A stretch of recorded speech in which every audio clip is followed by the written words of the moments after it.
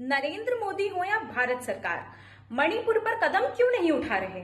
ये सवाल आज हर किसी के मन में है और होना भी चाहिए। लेकिन जरा एक कहानी सुनिए। मणिपुर के एक छोटे से गांव में एक परिवार रहता था जो पीढ़ियों से अपनी परंपराओं, अपने देवताओं और अपनी पहचान के साथ ही जी रहा था। धीरे धीरे वहां डर आया, फिर असुरक्षा आई और फिर बदलाव। ऐसा बदलाव जो बाहर से कम और भीतर से ज्यादा शुरू हुआ। उनकी पहचान का बदलाव। हम इतने दिनों से मणिपुर की बात कर रहे हैं, लेकिन असल मुद्दा सिर्फ हिंसा नहीं है, बल्कि वहां की जड़ों का हिलना है। जब किसी समाज की जड़ें कमजोर होती हैं, तो सबसे पहले उसकी संस्कृति बदलती है, फिर उसकी सोच और फिर उसका पूरा अस्तित्व। कन्वर्जन यही खेल है जो हिंदू समाज के साथ ही खेला जा रहा है। और जब अंदर से समाज कमजोर होता है, तो बाहर के लिए रास्ते और भी ज्यादा आसान हो जाते हैं।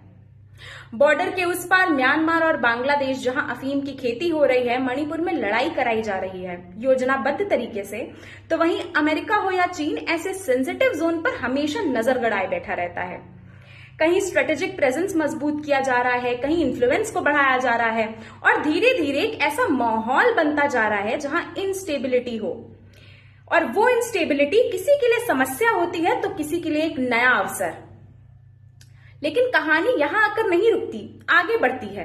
लगातार पहचान बदली, कन्वर्जन्स बढ़े, लोगों में डर बढ़ा कि ऐसे बदलावों के बीच कभी ऐसा भी हो सकता है कि एक क्रिश्चियन डोमिनेटेड रीजन या फिर क्रिश्चियन नेशन जैसी सोच गलती से सच ना हो जाए, जहां से फिर नए अलायंस, नए स्ट्रेटेजिक इंटरेस्ट खड़े हों। And all thanks to America. और ये पूरा इलाका ग्लोबल पावर्स के लिए एक फुटहोल्ड बन जाए। जो चिकन नेक कॉरिडोर हमें जोड़ता है, वहीं कल को देश टूटने का साधन न बन जाए। आखिर में सवाल ये किसी एक सरकार या धर्म या जगह या लोगों का नहीं है।